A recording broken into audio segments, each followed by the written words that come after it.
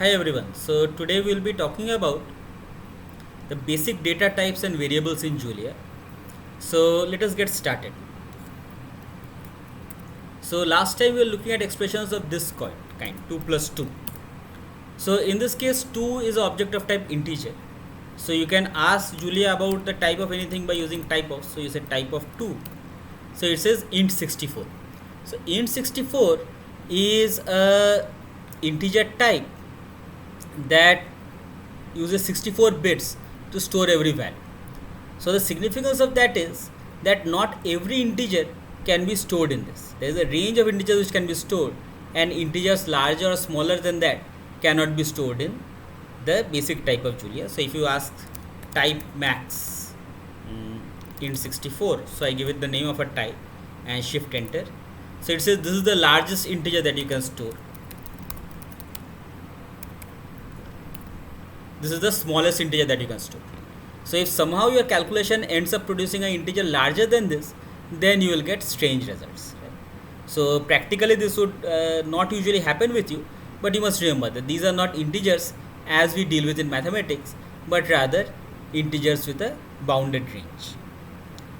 The other basic type is numbers with decimal places. So suppose I have 5.2.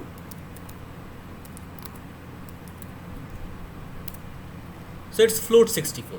So in the language of computing, numbers like 5.2 are called floating point numbers. So basically these are stored, basically everything is stored in binary. So these are stored by converting it to binary and storing both the sequence of digits and the place where the decimal point has to be placed. So once again, both this information as well as the sign information is contained in the 64 bits. So there is, you cannot represent every possible real number, of course, but not even every possible fraction.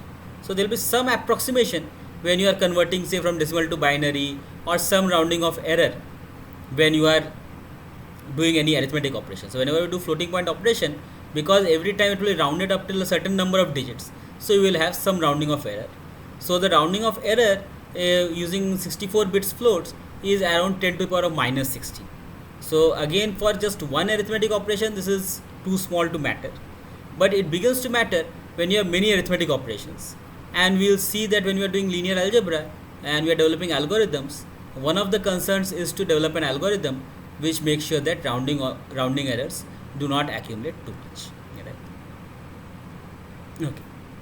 A third basic type of data that we will use is known as strings, which is textual data. So often you are printing some kind of message or some kind of comment and so on. So we need strings. So strings are, you put them in double quotes, you say this is a string. So right now nothing happens, right? So now we will see how we can store values in Julia. So if you have a value, basically you want to refer to it again and again in your calculation. So for that we'll use variables. So let me delete all these cells. So I could go to cell and say delete. Do I have a delete? No. In edit, I think I will have a delete cell. So I could do that, but you could go to each cell and type D twice. So first type escape, because if you don't type escape, you can see the margin here is green. That means I'm editing the cell. If I put escape now, then it becomes blue. I'm not editing the cell. So if you type D and D again, then the cell gets deleted. So let me delete all these cells. Okay. So you assign, so variables are just, you can think of, names. So basically we bind a value to a name. So you write something like this, x is equal to 2. And when you execute this, the value 2 gets bound to the name x. So now if I execute x plus 3, I will get 5, right? So in calculation, often you have a kind of sequence of operations which is building up some value. So then you definitely need variables, right? Often we also use variables to kind of give human readable names to various parameters, right? So when you're doing some calculation, say, I could do a calculation where I put in all the numbers, but sometimes I'll do things like this, inflation rate. Okay. So then later on, when I say inflation rate square, you know what that 0.4 means. By the way, what I did just now, I didn't type the whole variable name. I typed INF and then I pressed tab So tab in this Jupyter notebook will auto complete. So if you type partial something and you give a tab, it will try to complete it based on the variable names and functions and so on it knows about. If there are more than one completion, then it will put up a menu. So often you don't have to type long things, so you can just give a tab. You also see here that the variable name can be a long name, right? So it can be inflation rate, and I can use underscores in the variable names. So underscore is the thing which you do shift and hyphen. So when you have a variable name which is multi-word name sort of, so one way to do it is to use underscores. Another way to do it is to use capitalization. So you could say inflation. So let's say unemployment rate.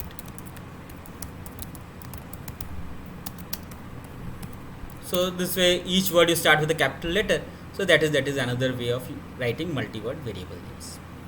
Now the interesting part here is that I can rebind the name. So inflation rate right now is bound to 0.4.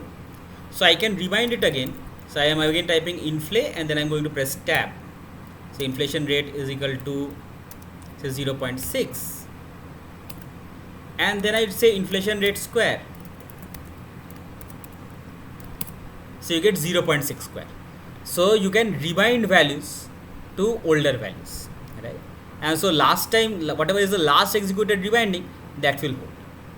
Now this creates a slight difficulty when you come to notebooks, because what matters is the what was last executed and not the order in which the code is written. So for example, if you look at what I have here, if I go back and I re-execute the first cell, so again shift enter, so inflation rate becomes 0.4, and then I jump and re-execute the last cell, right? You get 0.16. Now if you read this linearly, you will see this looks like absurd, because I set inflation rate is equal to 0.6 and then I executed inflation rate square and it is 0.16. So what happened, right? So this is a kind of a trap that is easy to fall into in a notebook, right? Because what will happen is that the order in which you executed things and the order in which the code is written, so that's why these numbers are there, 17, 13, 14, 15. So if you want, you can figure out what has happened, that this is the 18th executed, what was executed before this 17th, which is not there in the order. But for humans it becomes ultimately confusing that what order they execute it in. So from time to time, to check if your notebook is right, you should go to cell and run all. So then it will run everything in the correct order from the beginning, and then you should get the answers you expect. But even here there is a possibility of error. Suppose I delete all this. Okay, so I delete all these cells.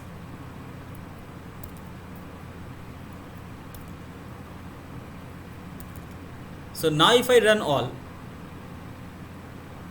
well, still I am getting an answer. Why?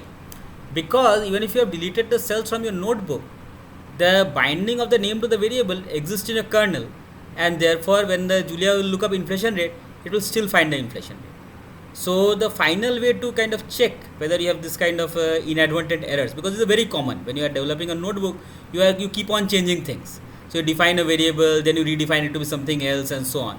So it's very common to make these errors. So the way to avoid that is to from time to time do something even further, go to kernel and say restart and run all. So restart will restart the Julia kernel, which gets all your code, and will start from a blank slate, and then it will execute everything in your notebook. So when you do that, then so let's restart. It takes a little bit of time with Julia to restart and run everything. So give it a minute. So you will see that it will restart here and then it will go all blank. And let's see what happens.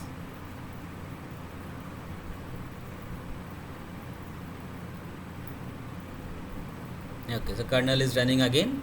So now you get an undef var error. Okay, one thing which I realize when I teach coding is that people, when they get an error, never read the error. That's a bad mistake. Please do read the error message, because often the error message quality is quite good. It tells you what has happened. So don't just see, oh my god, error, something is wrong, and try to debug it by trial and error, but try to read and understand the error message. So it says undef var error, inflation rate not defined. So because you have not defined inflation rate in our code, it gave an error this time, because this time you restarted the kernel from scratch, so it didn't have any kind of remembered definition of inflation rate. So it's now complaining that you are asking to square something which you have not even defined at all. Okay.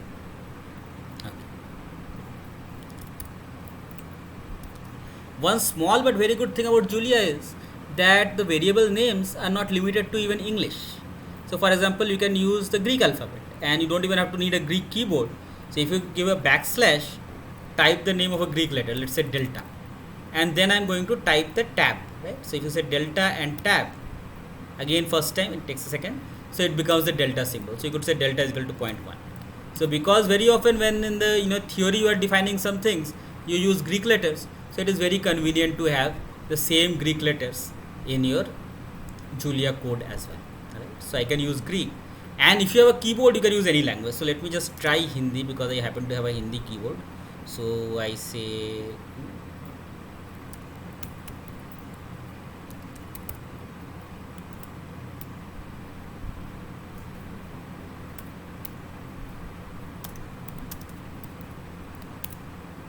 okay, and then Berojgari squared, let's try.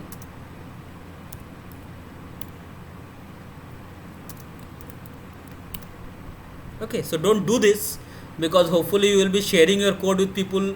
Not all of you speak the same language as you do, but I think Greek has become a standard language for all kinds of quantitative work, so we are safe if we use Greek, right? So don't try to use other languages, but if need be you can. Okay, so I will stop here for today and we'll continue again in our next lecture. Thank you.